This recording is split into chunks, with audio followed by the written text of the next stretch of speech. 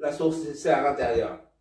Il s'agit de déterminer R pour que R reçoive le maximum de puissance en provenance de VS 40 volts. D'accord? C'est toujours le même principe. Maintenant, on va déterminer déjà. Ah, c'est 1 et 2. 2. Déjà, on doit déterminer le circuit équivalent de Thevenin. D'accord? Et après, on va raccorder la charge au circuit équivalent de Thevenin. On y va. Calcul de RTH. On va faire un schéma pour le calcul de la résistance de équivalent de Thevenin. De RTH. D'accord? On va faire le schéma. Le schéma, c'est-à-dire, il suffit de court-circuiter ça. Pour calculer le schéma, pour évaluer la RTH, consiste à redessiner ça et puis court-circuiter ça. Court-circuiter la source de tension, c'est-à-dire ce point-là sont reliés ensemble. D'accord?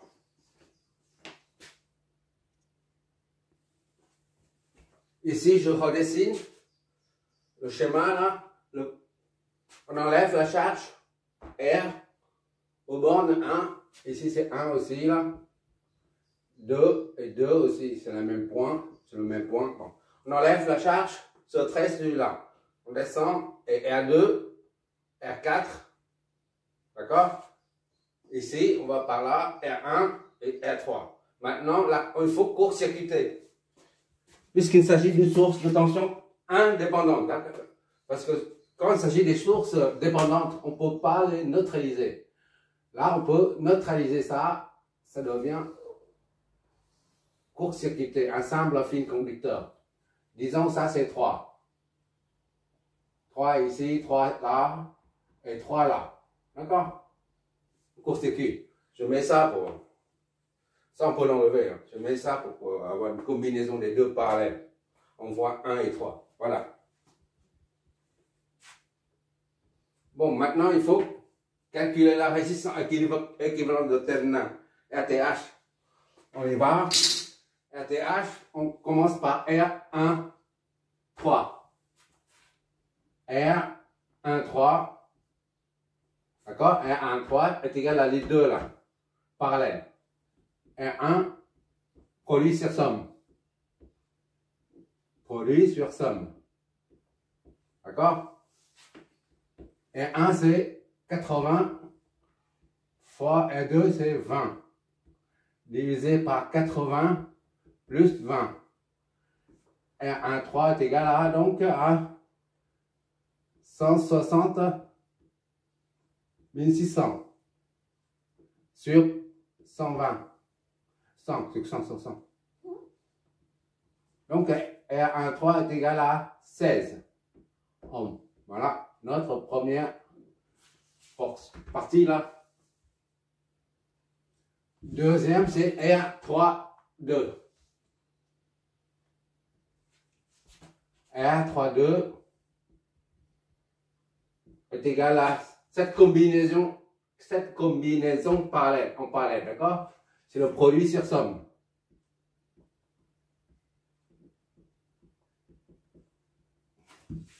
R3 c'est 10 fois R4 c'est 90. Ça, je fais petit connerie là. Ok. 10 plus 90. Ça fait 900 sur 100. Soit R32 est égal à 9 ohms. Et par conséquent, R12. R12. Ce qu'on cherche, nous, la résistance équivalente de Thevenin, c'est-à-dire ici, là.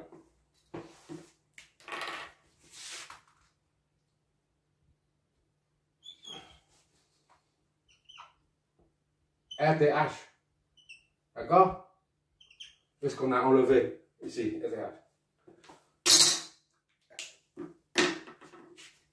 R12 est égal à R13 plus R32. Soit R12 est égal à 16 plus 9, 25. D'accord? R12 est égal à 25 ohms. C'est ça, hein? 25 ohms. OK. Or, VRTH est égal à R12. Soit RTH est égal à 25 ohms. Voilà, c'est notre premier paramètre du circuit équivalent de Thevenin. Maintenant, il s'agit de déterminer la tension aux mêmes bornes, 1 et 2. Et pour ça, il faut remettre, on parle du circuit d'origine, ou alors on parle ici, il suffit de remettre la source de tension, d'accord? Et puis chercher la tension aux bornes 1 et 2. Bon, je fais le schéma. Voilà, j'ai redessiné le schéma, là, je reprends ici, là, je remets en bas. R1, R3, R1, R3. Le point 1, là, le point 2, ici, là, et ça sort par là. Point 1, ça sort par là. J'ai remis la source VS à 40 volts. On met VS seulement. Bon, 40 volts.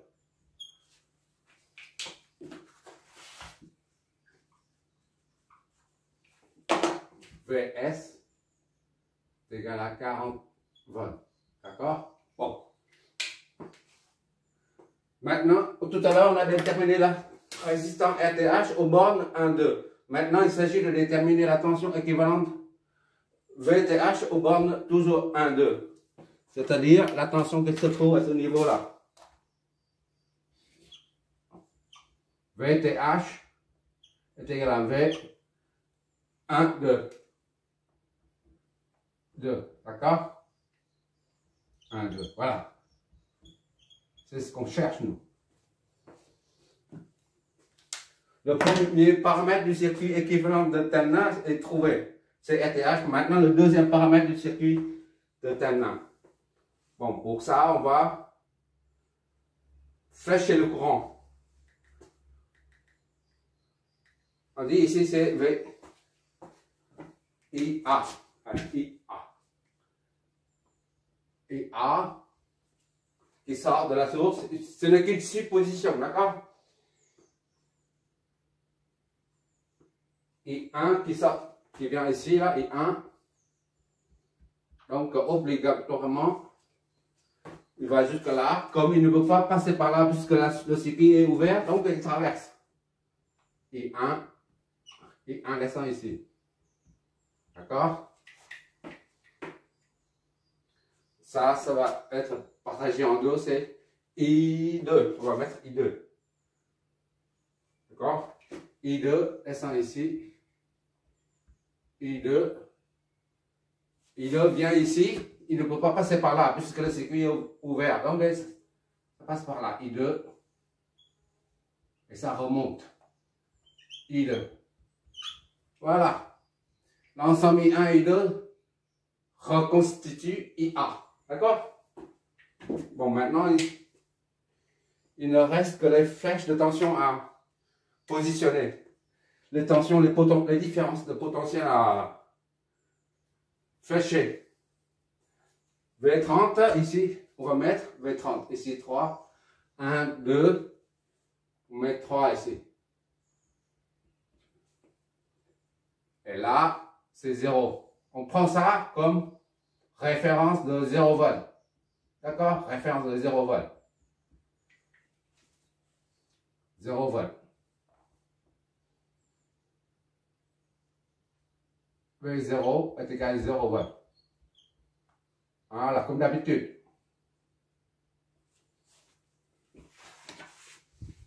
Maintenant, les tensions, les flèches de tension. C'est une source de tension, donc la flèche de tension et la flèche de courant dans le même sens. Les deux flèches s'orientent dans le même sens. V de la flèche jusqu'au pied. 3, 0, ça fait 30, V30. Et là, c'est V1, 3. Le V3, 1. V3, 1. De la flèche jusqu'au pied. Là, le 3, 2. V3, 2. Ici, V1, 0. V10. Les deux flèches s'opposent, d'accord? Pour un récepteur, les deux flèches s'opposent. Ici, idem. V 2, 0. Voilà, c'est terminé.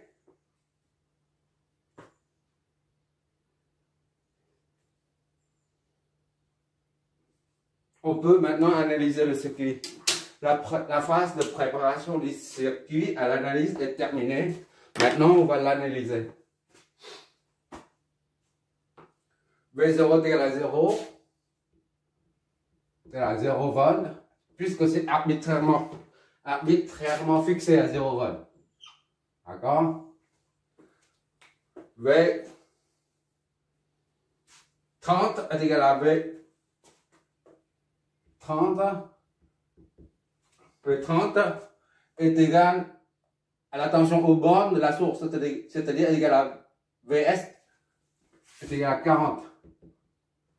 Soit V3 moins V0 est égal à 40. Ou V3 moins 0 est égal à 40. Et par conséquent, V3 est égal à 40 volts. D'accord? C'est le deuxième potentiel. Qu'est-ce qu'il nous reste à faire?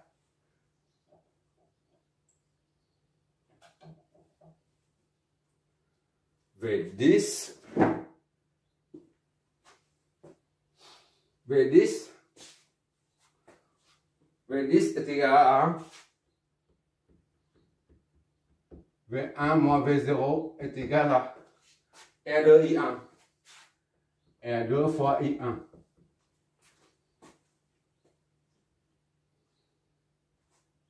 Non, on n'a pas besoin de ça. D'accord, on n'a pas besoin de ça là, V10 là. On n'a pas besoin de la méthode nodale. C'est juste pour trouver V0 ou V3. Maintenant, on remarque ici que là, c'est la même chose que V10 là.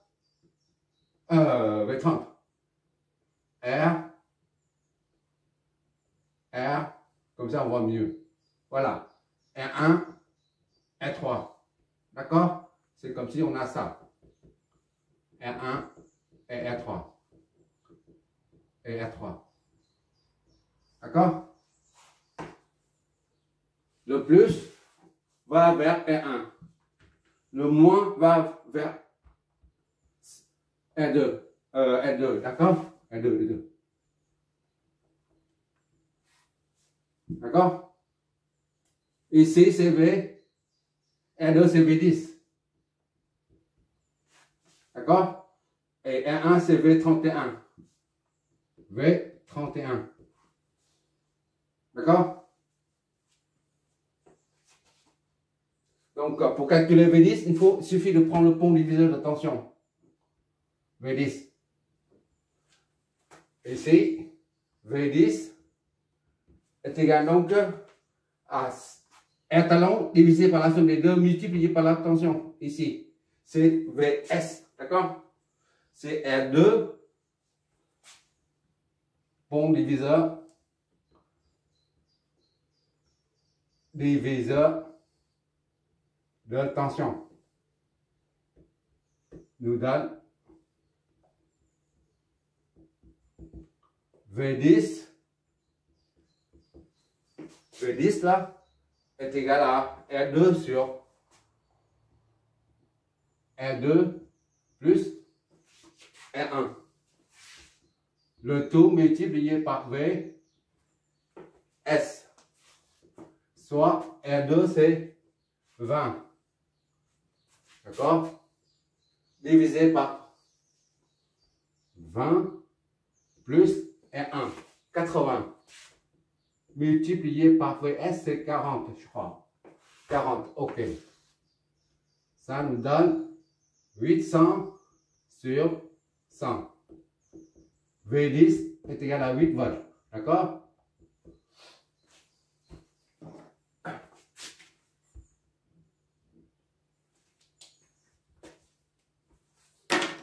D'accord, ça là, je remets là, ici. Je l'isole. Et après, je mets en évidence le pont diviseur de tension. Maintenant, on n'a plus besoin.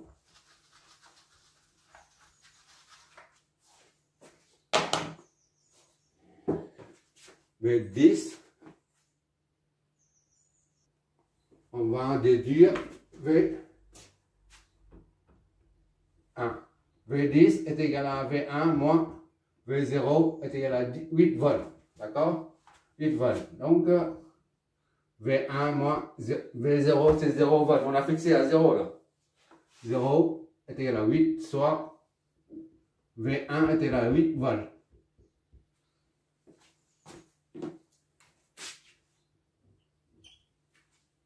Maintenant, on applique le même principe pour celui-là.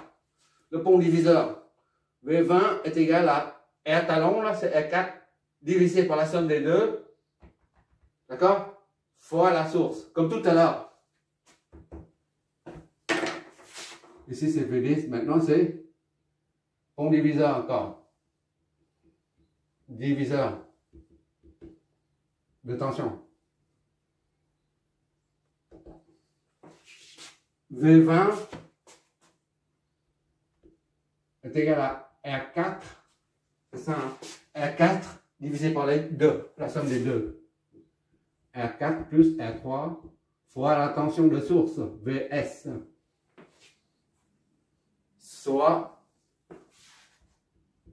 R4 c'est 90, plus divisé par 90 plus R3, 10.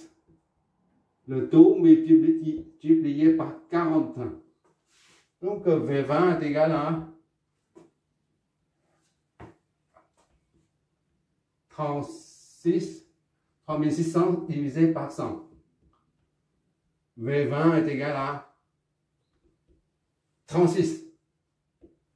Voilà, d'accord? Donc, V20 est égal à V2 moins V0 est égal à 36. Et ce qui entraîne V2 moins 0 est égal à 36. Donc V2 est égal à 36 volts. D'accord?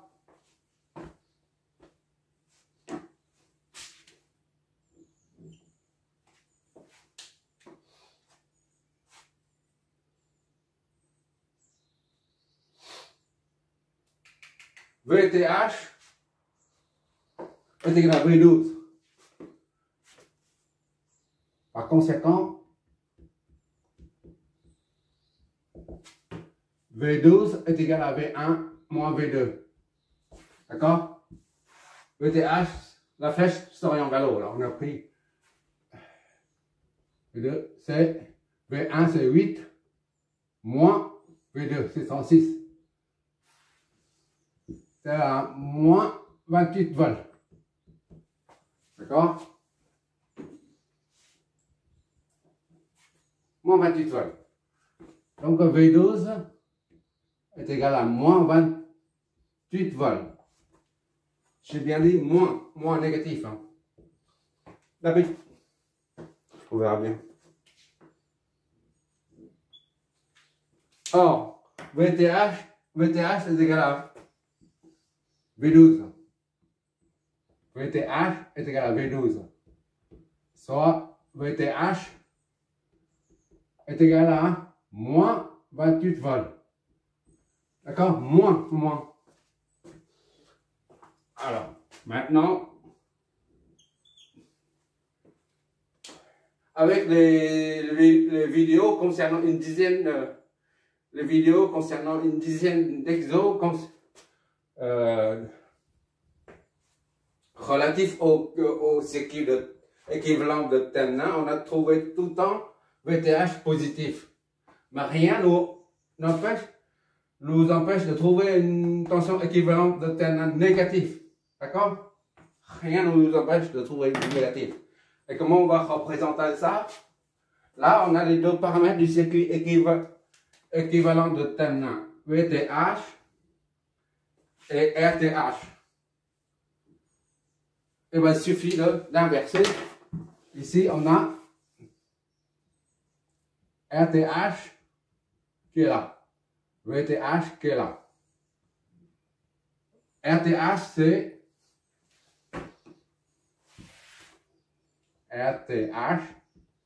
c'est 25 ohms. Et VTH, il suffit d'inverser négatif. Plus et moins. Voilà. Le courant part comme ça. I. D'accord? Ça, c'est inversé, ça fait moins. D'accord? Et ici, c'est 28 volts. D'accord? C'est pas trop tordu le truc. Ici, c'est 28. Mais plus 28. Quand c'est orienté vers le haut. D'accord? Maintenant, c'est moins 28. Il faut inverser la flèche. C'est tout en fait. Voilà, maintenant on a trouvé le circuit équivalent de terminal avec ces paramètres, ces deux paramètres. VTH est égal à 28. On met 28, mais pas moins 28 puisqu'on a inversé la flèche. Il faut raccorder la charge dessus. R, charge qui est là. Elle est variable R. D'accord? Il faut trouver la puissance maximale. Or, la puissance maximale transmise à la charge est définie, a été trouvée là. PR maxi est égal à V source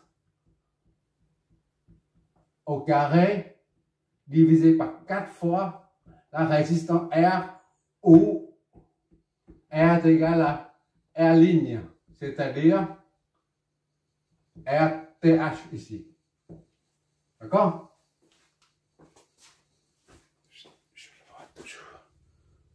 Ok. Voilà, je tire les rideaux comme ça.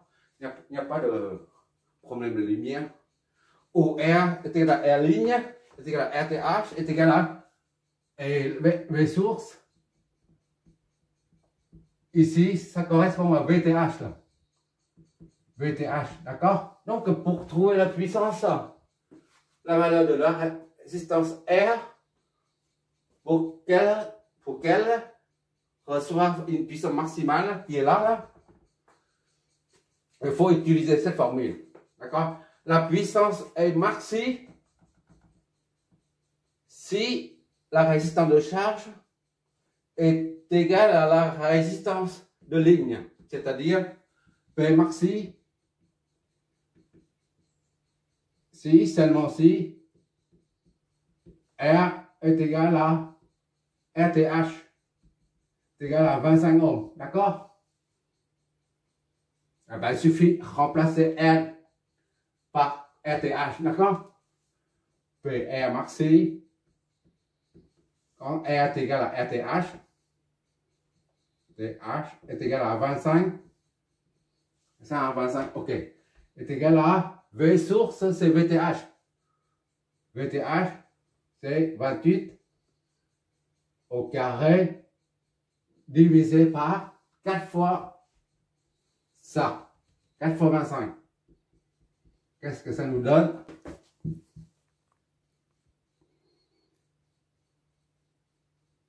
Oh. 7,84.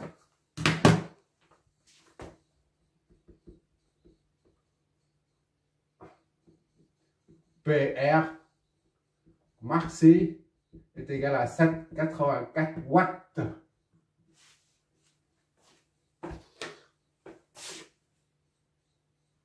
Quand R est égal à 25 ohms.